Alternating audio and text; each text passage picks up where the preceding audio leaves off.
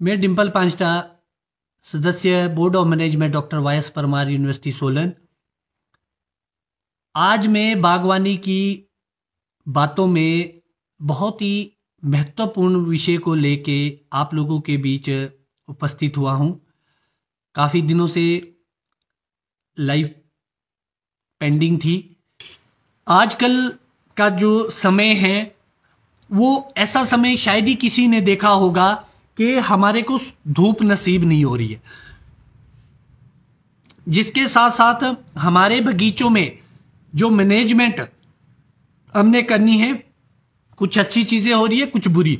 अच्छी चीजों में क्या हो रहा है, जितनी ज्यादा मॉइस्चर जा रहा है उससे नाइट्रोजन का अपटेक भी अच्छा हो रहा है। लीचिंग भी ज्यादा होगी मगर अपटेकिंग भी ज्यादा होगी। आप देखेंगे कि वेजिटेशन कितनी अच्छी आ गई है ऑर्चर्ड में। तो जब आपके ऑर्चर्ड में ग्रोथ ज्यादा आती है, उसके फायदे भी होते हैं और नुकसान भी होते हैं। फायदा आपको ये होता है कि जिसकी ग्रोथ स्टंट हो चुकी थी वो बगीचा फिर से चल पड़ा और रूट डेवलपमेंट बढ़िया हो जाती है मॉइस्चर में। और मगर जो नुकसान होता है उसमें बीमा बड़ा कम बनता है। तो जब आजकल का बड़ा समय है कि मैं खासतौर पर अब लो और मिडल की बात करूंगा, आपके पास लगभग कुछ ऐसे शूट्स आ चुके हैं और आप देखिए कि ये पिन्स है जो हमने अनटॉप छोड़ी थी। अगर आप क्लियरली देख पाएंगे तो यहां पर रिंग पड़ गया और यहां से आगे ग्रोथ आ गई है और ये ग्रोथ लगभग 1 फीट की हो चुकी है। पिन की ग्रोथ है और वो जो तो हमारी मेन शूट की उसकी ज्यादा आ गई है। अब आप लोगों को यहां पर क्या एक मेहनत आप कर सकते हैं, अभी खासतौर पर लो और मिडल वाले, आप अपनी कैंची उठाइए और इस रिंग के बीचों बीच या थोड़ा साइड में, ऊपर की साइड में नीचे को रिंग रखना है, यहां से आप इसको कट डाउन कर दीजिए। अगर आप इस रिंग को और इस ग्रोथ को यहां से कट करते, एक तो ये शेड देगा आपके अंदर और जो आपकी क्वालिटी को डैमेज करेगा। दूसरा आप देखेंगे इसके पीछे जो पिन है वो बिल्कुल ब्लाइंड हो जाती है, इसकी कोई आंखें नहीं फटती है। अगर आप इसको यहां से काट देते हैं कैंची से तो जो इसके पीछे की आईज है वो स्प्राउट होगी और आप मानिए कि बहुत सारी, अगर आप 100 टहनियां भी ऐसे काटेंगे तो उसमें लगभग 40 से 50 में अगले साल 100% आपके फूल आएगा, फ्लावर बड बनेगा। हो सकता है कि ज्यादा भी आए, अगर आप सनी साइड में, अगर लाइट बढ़िया रही इसके बाद मौसम ठीक रहा तो आपके 100% में भी फूल आ सकता है और नया बीमा भी तैयार हो सकता है यहां पर। तो आपको इस चीज का ध्यान रखना होगा कि आप इसको कट कर सकते हैं यहां से, जिससे आपका बीमा बनेगा। ये एक कार्य होगा जो आप आजकल अपने बगीचों में कर सकते हैं। और जो ये टहनी होती है इसको पौधे में ना रहने दे ऊपर, ये सड़ती है और दूसरे पत्तों को खराब करती है, इसको आप कलेक्ट करके नीचे फेंक सकते हैं। ये पिन की बात थी। और जो नई ग्रोथ थी, नए शूट थे, वहां पर 2-2, 3-3 वाटर शूट उगने लग गए हैं टॉप पे, जहां आपने टॉप किया उसके साथ भी आप ये कर सकते हैं, जो 2 टहनियां उसको तोड़ दीजिए या कैंची से आप काट सकते हैं, मेन को चलने दीजिए, जिससे आप शेड को कम करेंगे अपने बगीचों में। ये तो बात थी इसकी। अब आजकल जब आपकी नमी ज्यादा होती है और नाइट्रोजन ज्यादा अपटेक होती है तो जो समस्याओं की बात की उसमें एक समस्या और होती है। आप अपने बगीचों में जाइए और एक पत्ता तोड़ के या सारे पत्तों को ऐसे चेक कीजिए छू के, आप देखेंगे बिल्कुल नरम हो चुके ये पत्ते।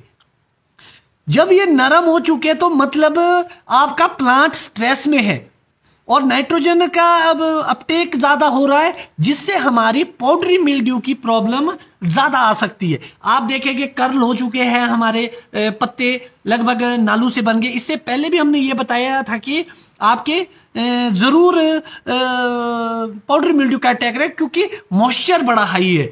तो इसीलिए आपको बड़ा सजग रहने की आवश्यकता है। जो भी लोगों ने या आपने माइक्लोबुटालिन की स्प्रे की, थायोफिनेट मिथाइल की कई लोगों ने हमारा लूना करा, कई लोगों ने अन्य चीजें भी डाली पाउडर में, कॉन्टाफ डाला, स्कोर डाला।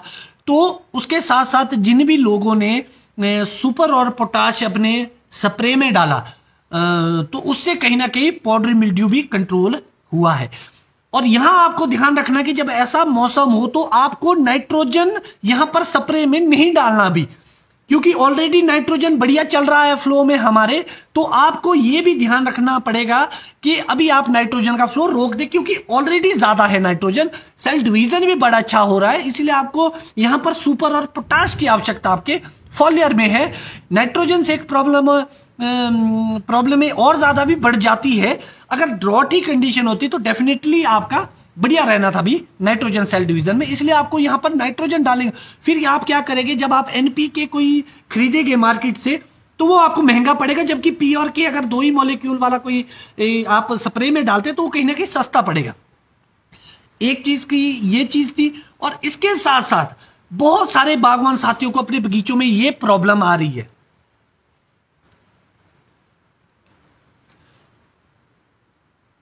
इस टाइप की ये एप्पल मोज़ेक वायरस है।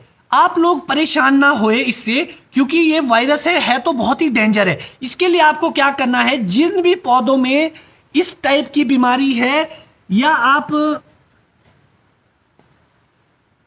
आप कुछ इस टाइप में भी ब्राउन से धब्बे पड़ेंगे, आप देखेंगे कि ये कर्ल हो चुकी है पत्ती और इसमें ब्राउन से स्पॉट पड़े हैं बहुत सारे, और मुड़ा हुआ पत्ता है, बीच में सिकुड़न सी है पत्ते में। तो ये लीफ कर्ल वायरस है, ये मोज़ेक वायरस है। आप इसको आइडेंटिफाई कर सकते हैं देख के।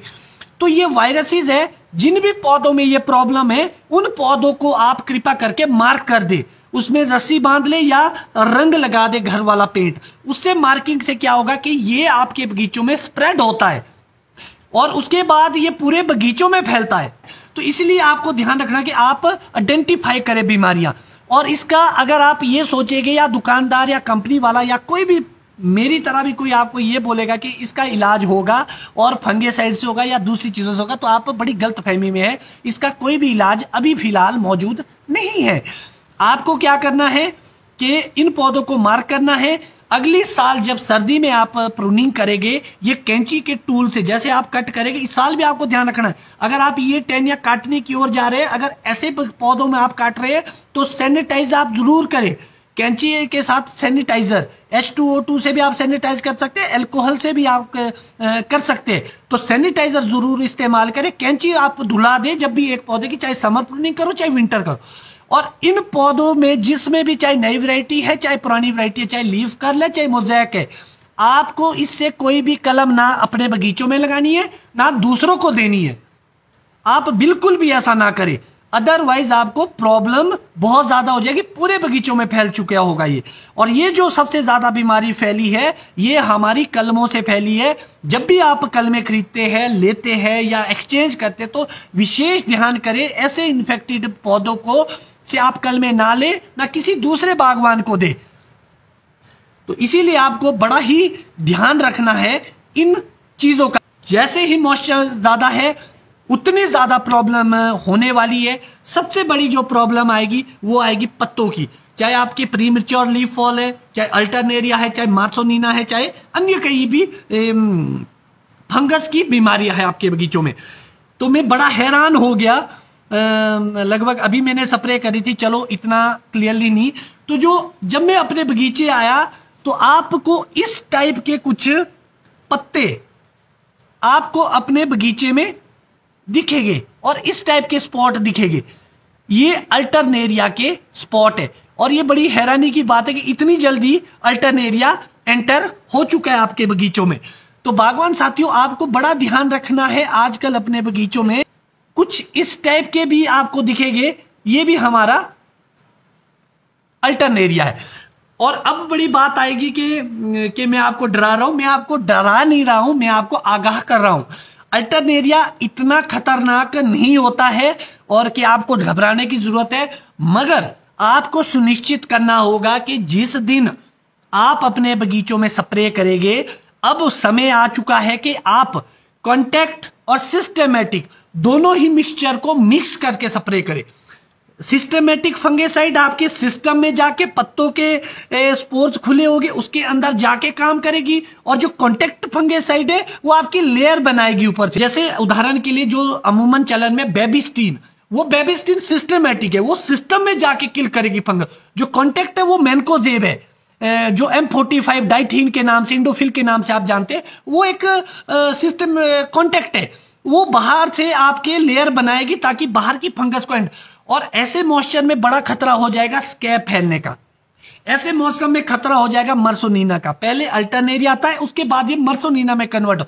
फिर एक क्वेश्चन और आता है यहाँ पे, बहुत सारे बागवान साथी है कि इस साल फसल कम है। डेफिनेटली बहुत कम है, उसके बहुत सारे रीजन रहे। सबसे बड़ा तो इन्वायरमेंट का रहा, जो पॉलिनेशन नहीं हो पाया, बस जो लोग बीच में निपट क्रॉस हो पाए उन्हीं के सेब लगे, या जिनके बहुत अच्छा पॉलिनेशन था।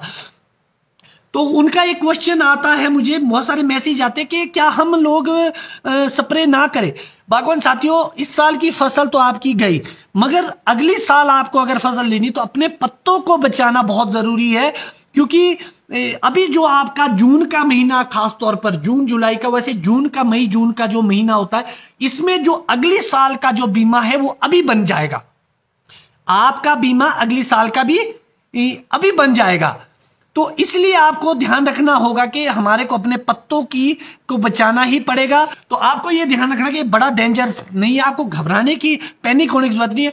मगर सिर्फ आपको क्या ध्यान रखना होगा, आपको ध्यान रखना पड़ेगा कि सुबह गिल्ले पत्तों में आप स्प्रे ना करें, बढ़िया मौसम साफ होने दे। अगर आप जल्दबाजी में स्प्रे करेंगे तो आपका पैसों का नुकसान होगा और असर नहीं करेगी दवाई। इसीलिए मौसम खुलने दीजिए। अगर बीमारी भी आती है आप फिर भी ना घबराए, मगर गिल्ले में स्प्रे ना करें।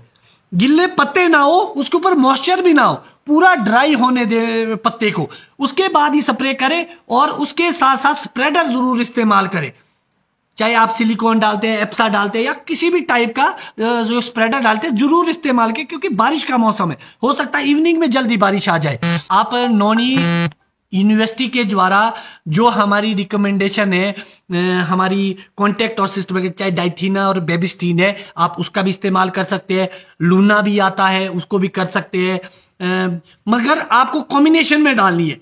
कॉन्टेक्ट और सिस्टम, कंपेनियन आपके पास बड़ा इजीली अवेलेबल हो जाता है, आप उसको डालिए। साफ है वो आप डालिए। मैं ये नहीं बोलना चाहूंगा कि कौन सी पर्टिकुलर। कैल्शियम के बारे में बात है, बिल्कुल आप कैल्शियम हर स्प्रे में डालें, तोड़ तोड़ के डालें, जो भी आपको लगता है, मगर कोशिश ये करें कि जो बोरोन के साथ कॉम्बिनेशन में होगा आप उसको अगर इस्तेमाल करेंगे तो आपके लिए ज्यादा सही रहेगा। तो जो जैसे अगर हम बढ़िया पानी का पीएच घटा के या बढ़िया उसमें करते हैं मौसम के हिसाब से, तो हमारा लगभग 20 दिन का स्प्रे शेड्यूल रहेगा। 20 दिन के अंदर के बाद ही हम स्प्रे करें। अगर आपके कहीं प्रॉब्लम है, पानी की है, पीएच की है, तो आपको कहीं ना कहीं वो शेड्यूल आपके 10-12 दिन के आसपास का रखना पड़ेगा। इसके बाद जैसे ही धूप खिलेगी, ह्यूमिडिटी बढ़ेगी और फंगस बड़ा स्पीडली अटैक करेगी। तो इस साल बहुत खतरा है पत्तों का, इसलिए आप उस पर ध्यान रखें। और इसके साथ साथ एक जो प्रॉब्लम और आती है आजकल हमारे, वो आएगी हमारी माइट की। चाहे रस्ट माइट है, चाहे आपके टू स्पॉटेड है, चाहे यूरोपियन रेड है। अभी मैं आज अपने बगीचे में, पूरे बगीचे में घूमा, क्योंकि मैं दिल्ली था, काफी दिनों से अब्सेंट था। तो मैंने चेक किया कि अभी कहीं भी हमारे को माइट के लक्षण नहीं दिख रहे। अगर माइट के लक्षण नहीं दिख रहे तो इसका मतलब है कि ठंड की वजह से अभी वो मल्टीप्लाई नहीं हुए या उनके एगलिंग हैच नहीं हुए। मगर हम अपनी मेहनत करना नहीं छोड़ सकते। जो सबसे पहले, अगर बायोलॉजिकली आप कंट्रोल करना चाहते हैं, तो जो आपका 2 लीटर हॉर्टिकल्चर मिनरल और HMO जो नॉनी द्वारा भी प्रमाणित है या रिकमेंडेशन में है, आप उसकी स्प्रे कर सकते हैं। मगर एक क्वेश्चन और निकल के आता है कि फंगेसाइड और उसके बीच क्या जल्दी करें। तो मेरा अपना मानना है, भले ही अभी हमारा HMO का टाइम हो चुका है, पहले आप फंगेसाइड की ओर जाए। जिन बागवान साथी को फंगेसाइड हो चुकी है या 5-7 दिन हो चुके हैं, वे लोग HMO पे जाए अब। अदरवाइज आप पहली जो प्राथमिकता रहेगी वो पत्तों पे जाने की होगी। इसीलिए आप सबसे पहले फंगेसाइड की ओर जाए, कॉन्टेक्ट और सिस्टेमेटिक। उसके बाद आप कुछ दिन के बाद, लगभग आप हफ्ते के बाद HMO की आप 2 लीटर की स्प्रे कर सकते हैं। उसके साथ आपको ऐसा कुछ भी ऐड करने की जरूरत नहीं है, इंसेक्टिसाइड या किसी भी अन्य। वो ऑटोमेटिकली आपकी सेंजो स्केल को भी कंट्रोल करेगा और उसके साथ साथ आपके माइट को भी कंट्रोल करेगा, चाहे वो रस्ट माइट है, चाहे आपकी टू स्पॉटेड है, चाहे यूरोपियन रेड माइट है। और वो आपके जो फ्रेंडली पॉपुलेशन है, चाहे तोता मामा है हमारे, चाहे हमारे फ्रेंडली माइट है जो दूसरी आती है, तो उसको भी वो नहीं मारता है। इसीलिए आपको ध्यान रखना पड़ेगा कि आप क्या स्प्रे कर रहे हैं और उसका पर्यावरण या आपकी उस पर क्या असर पड़ रहा है। ये कुछ ऐसी महत्वपूर्ण जानकारियां थी जो मैं आप लोगों से साझा करना चाहता था। उम्मीद है ये आपके लिए जो जानकारी है वो काफी सार्थक रही होगी, और जो आपकी प्रॉब्लम है वो कहीं ना कहीं मैंने इसमें करने की कोशिश की है।